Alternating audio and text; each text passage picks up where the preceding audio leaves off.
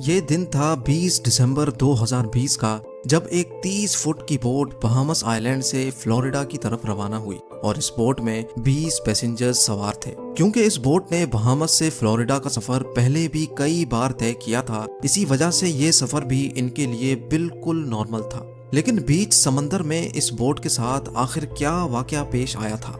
इनको समंदर निगल गया या ये किसी तूफान का शिकार हुए? अगर सिर्फ कोई इन्फॉर्मेशन थी तो वो ये थी कि बहामस आइलैंड से ये बोट बिल्कुल ठीक ठाक हालत में निकली थी। लेकिन इस इन्फॉर्मेशन के अलावा एक और इन्फॉर्मेशन भी थी, और वो ये थी कि इस बोट को बरमूदा ट्रायंगल से क्रॉस करके गुजरना था। जब अमेरिकन कोस्ट गार्ड्स को इस बात का इल्म हुआ तो एक सर्च ऑपरेशन कंडक्ट किया गया, जो समंदर के उस हिस्से में पूरे 4 दिन और 4 रातों तक चलता रहा। लेकिन मजाल है कि उस बोट का एक भी हिस्सा मिला हो।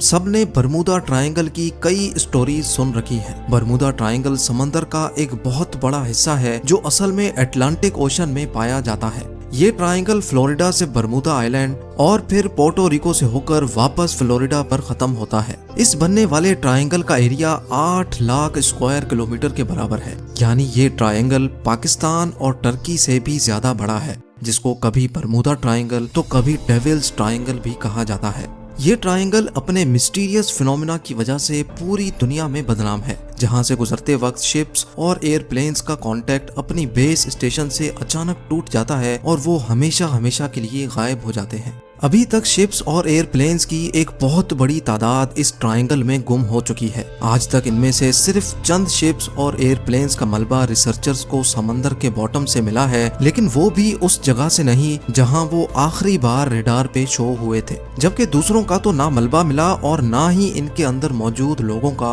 आज तक किसी को पता चल सका है। समंदर के इस हिस्से में ताकतवर वोर्टेक्स पाया जाता है या फिर यहाँ सी मॉन्स्टर्स और एलियंस का बसेरा है। आखिर बरमूदा ट्रायंगल में कुछ तो एबनॉर्मल जरूर है, जिसकी वजह से ना तो ये बड़ी से बड़ी कार्गो शिप्स को छोड़ता है और ना ही किसी जहाज को। यहाँ पेश आने वाली एबनॉर्मल एक्टिविटीज का एक्चुअल रीजन साइंसदानों को आखिरकार मिल चुका है। ये मामला शुरू हुआ था 1945 में, जब यूएस नेवी के 5 टॉर्पीडो बॉम्बर एयरक्राफ्ट्स एक मिशन पर निकले थे। उन 5 एयरक्राफ्ट्स में बैठे 14 लोगों के लिए ये बिल्कुल रूटीन प्रैक्टिस थी। लेकिन बरमूदा ट्रायंगल के एरिया में आते ही यूएस नेवी के रडार से वो 5 बॉम्बर तैयारे अचानक गायब हो गए, और वो भी एक साथ। क्योंकि उस वक्त वर्ल्ड वॉर 2 को खत्म हुए सिर्फ चंद महीने ही गुजरे थे, इसी वजह से यूएस नेवी का शक था कि शायद किसी दुश्मन ने उनके जहाजों को गिरा दिया है। उनकी तलाश में एक और नेवी एयरक्राफ्ट भेजा गया, लेकिन हैरत अंगेज तौर पे वो भी बरमूदा ट्रायंगल के एरिया में आते ही रडार से गायब हो गया। और इस तरह ना ही कभी उन 5 बॉम्बर एयरक्राफ्ट्स का और ना ही उस रेस्क्यू जहाज का कभी पता चल सका। यही वो वाकया था जिसके बाद दुनिया भर में बरमूदा ट्रायंगल को खौफ की निगाहों से देखा जाने लगा।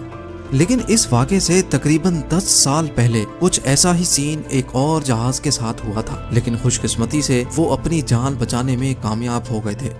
2015 में एल्फारो नाम की एक कार्गो शिप फ्लोरिडा से पोर्टो रिको जा रही थी, जो 1 अक्टूबर 2015 वाले दिन रडार से गायब हो गई। यूएस कोस्ट गार्ड्स और एयरफोर्स ने एक कंबाइंड सर्च ऑपरेशन किया और पूरे 1 महीने की सर्च के बाद एल्फारो सतह समंदर से 15,000 फीट नीचे समंदर के बॉटम पर पाई गई। शिप के कैप्टन से जब आखिरी कांटेक्ट हुआ था, तब ऐसा लग रहा था जैसे शिप में पानी आ चुका है और वो एल्फारो से होने वाला आखिरी कांटेक्ट था।